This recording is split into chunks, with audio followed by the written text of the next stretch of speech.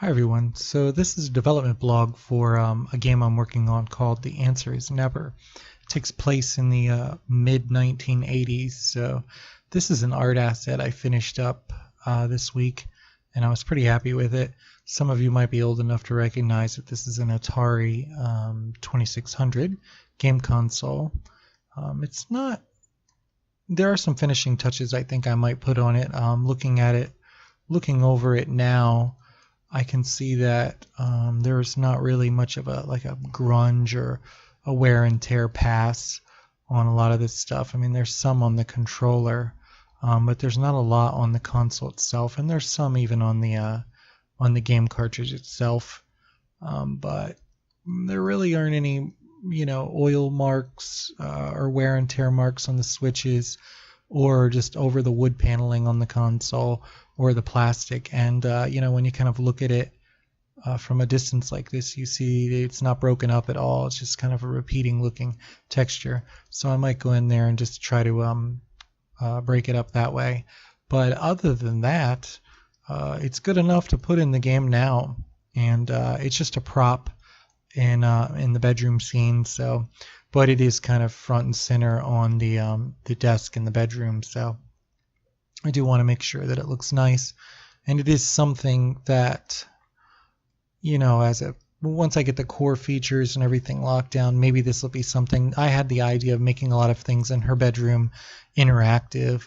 There's a really cool television in there with this Atari, and I thought it'd be kind of neat to run an emulation of an Atari game that you could play using this console and the television in the room, and run an emulator inside of the Unity engine to do that. But I think that would probably be, a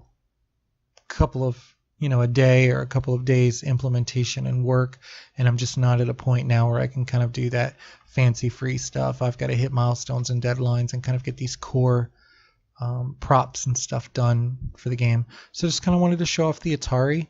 I'm debating just putting the Atari logo on there. This is a really old vintage console that's not being sold anymore, though Atari is around as a company.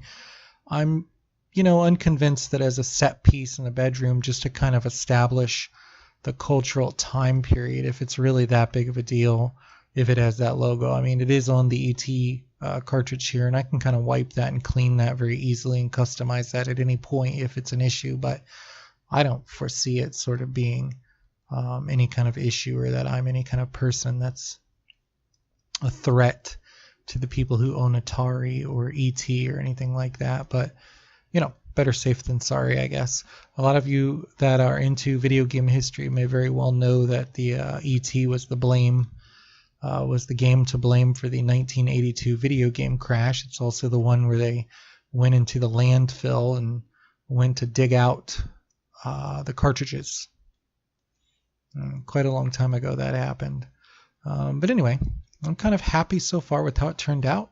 I think it's rendering nicely, and I think as a prop in the bedroom it'll work really well. It's really low poly, considering I believe it's under 2,000 triangles, 2,000 or 3,000 triangles. So considering it's like a hero prop, it's really low poly. But if you know how to get your silhouettes and everything, and you have a nice sort of hard surface shape, it's very easy to get away with that. And it's just